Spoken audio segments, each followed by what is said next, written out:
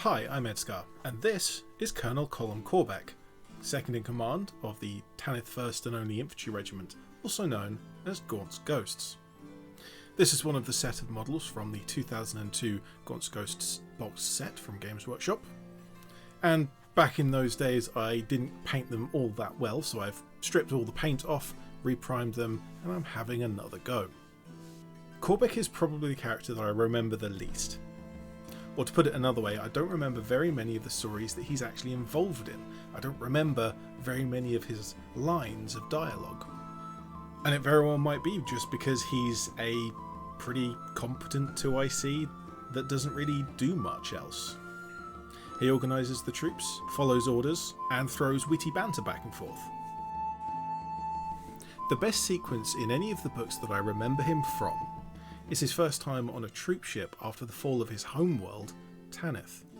The planet of Tanith was supposed to be tithed 3 regiments of Imperial Guard, each roughly 2,000 strong. And with 6,000 freshly trained and green as green soldiers on the founding fields, when a Chaos Splinter Fleet attacks and wipes the planet from the map, Colonel Commissar Gaunt's decision to evacuate as many of the soldiers as he possibly can and just get out of there. With so few soldiers, there's no way they can put up a reasonable defence against a splinter fleet, against what is, at the very least, several ships, although it's not really specified how many, capable of orbital bombardment and massed infantry assaults and everything in between. And the Tanith have 6,000 guys who have never seen combat before. Well, during the evacuation, only just over half of them actually make it on board ship and escape, and none of them particularly pleased that they were evacuated rather than at least having the opportunity to defend their homeworld. But during that evacuation, none of the trained officers made it off-world, and once loaded onto the transport ship and flown away, and several of the Tanith troopers decide they're going to pay a visit to Gaunt, who they haven't been officially introduced to yet. And while one of those was the cutting edge of Trooper Rawn, one of the others was Trooper Corbec. Now Gaunt summarised their visit quite handily, but also made the observation that they were the ones chosen to go and visit Gaunt, to express their concerns. And while Rawn was the angry one, to be the tip of the spear, Corbec was the one most trusted by the men. And so Gaunt on the spot gave Corbec the rank of Colonel, making him second in command, and Rawn Major, making him third in command, thus setting those positions in place for the foreseeable future. Sure as sure. So just to briefly mention my usual painting style. As with the other models in the set, I'm doing a 2-paint combination for each of the areas, such as a black with a grey for highlights, brown with a tan for highlights. And for each section I'm giving it a flat base coat of the darker colour, and then I'm coming back with the lighter colour and mixing the two together to try and get a gradient of highlight in the places where it needs it. And some of this is layering, some of this is wet blending, and some of this is edge highlighting. And while none of it's perfect, I'm pretty happy with how they're coming out so far.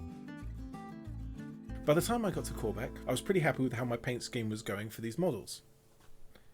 I'd done a couple of test models, and of course Larkin and Toner, so doing the camo cloak was just kind of following the same steps that I'd done there. And Dorden as well had the same black clothing that I was using, and the same skin tone. So all in all, this model came out pretty good, and in much less time than I was expecting. If I just look at the raw video time, it's well under an hour of kind of brush on model painting time. Obviously you're not seeing that much, partly because it's sped up footage and partly because most of it's out of focus, so I've just clipped it to the bits that look good. Or at least don't look bad. However, that has had the unfortunate side effect of putting Corbec solidly in the bland category for me. The model is very nicely sculpted, but it doesn't have any distinguishing features in comparison to the other models. While the character is likeable and sarcastic, it just doesn't have the presence in the story. But that aside, I'm absolutely happy that I have this model. It is incredibly rare, and it is one of the characters from my favourite book series of all time. So one of the other details here that is specific to Corbec is the tattoos.